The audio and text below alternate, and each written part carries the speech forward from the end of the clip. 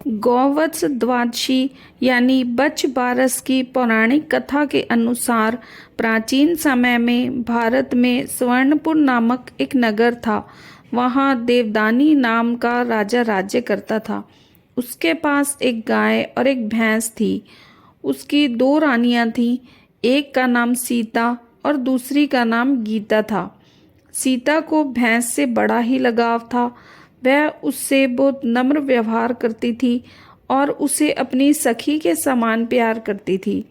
राजा की दूसरी रानी गीता गाय से सखी सहेली के समान और बछड़े से पुत्र समान प्यार और व्यवहार करती थी।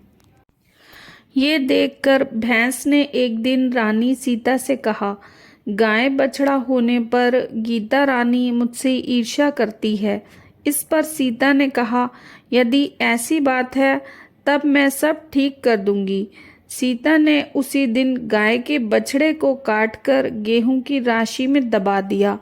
इस घटना के बारे में किसी को कुछ भी पता नहीं चला, किंतु जब राजा भोजन करने बैठा तभी मांस और रक्त की वर्षा होने लगी।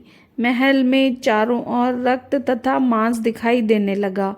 राजा की भोजन की थाली में भी मलमूत्र आदि की बास आने लगी।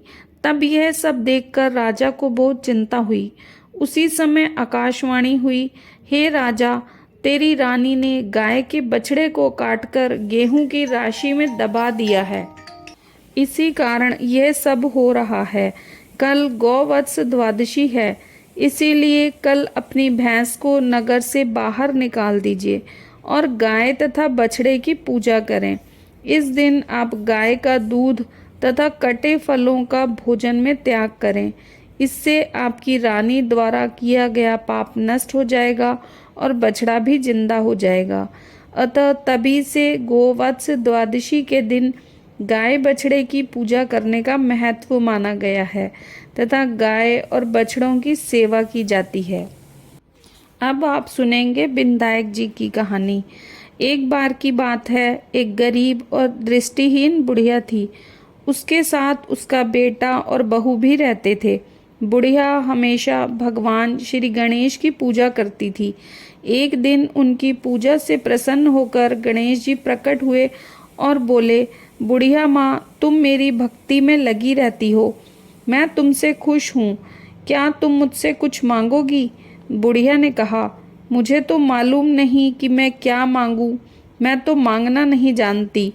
गणेश जी ने कहा, तो तुम अपने बेटे बहू से पूछो कि मैं क्या मांगूं और कल फिर आऊँगा, तब तुम्हें वरदान दूंगा। माई ने बेटे से पूछा, तुम्हारे पास कोई विचार है कि मैं क्या मांगूं? बेटे ने कहा, माँ, आप धन और दौलत मांग लो। बहू से पूछा तो उसने कहा, सासू जी, हमारी शादी को काफ़ी टाइम हो गया और आपको नाती चाहिए, तो क्यों ना आप एक पोता मांग लें। बुढ़िया ने सोचा कि उसके बेटे और बहू ने अपने मतलब की चीज़ें मांगी हैं, इसलिए वह अपनी पड़ोसन से भी सलाह लेने के लिए गई, जो उसकी सहेली थी।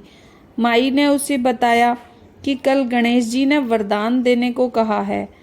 पड़ोसन ने कहा कि वह धन और दौलत मांगेंगे, लेकिन उससे तुम्हें क्या फ़ायदा। तुम अपने लिए आंखों की रोशनी मांग लो, ताकि तुम्हारी ज़िंदगी आराम से बीत सके। यह सुनकर बुढ़िया ने गणेश जी से कहा, अगर आप मुझसे प्रसन्न हैं तो मुझे 9 करोड़ की माया, निरोगी काया, अमर सुहाग, आंखों की रोशनी, नाती, पोता और सभी परिवार का सुख दे और आखिरी में मुझे मोक्ष दे। गणेश जी ने कहा, बुढ़िया माँ, तुमने तो मुझे ठग लिया, लेकिन मेरे वचन के अनुसार तुम्हें जो कुछ मांगा है वह सब मिलेगा। इतना कहकर गणेश जी अंतर्ध्यान हो गए। बुढ़िया माँ ने जो कुछ भी मांगा था उसे सब मिल गया। हे गणपति बप्पा, जैसे तूने उस बुढ़िया माँ को सब कुछ दिया, वैसे ही हमें भी अपनी कृपा से आशीर्वादित करें। तो फ्रेंड्स, वीडियो अगर आपको पसंद आए तो इसे लाइक करें और चैनल को सब्सक्राइब करें।